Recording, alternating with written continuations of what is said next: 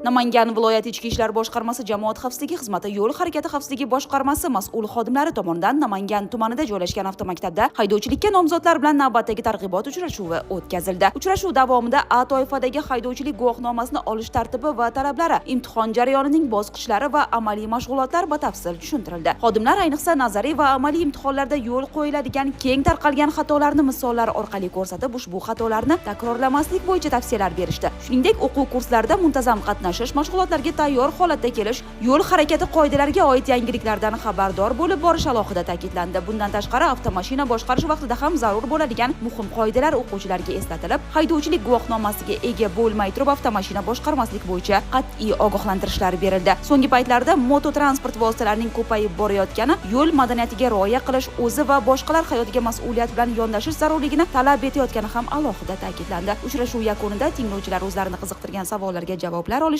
Bu kabi targ'ibot uchrashuvlari boshqa hududlarda ham davom etmoqda.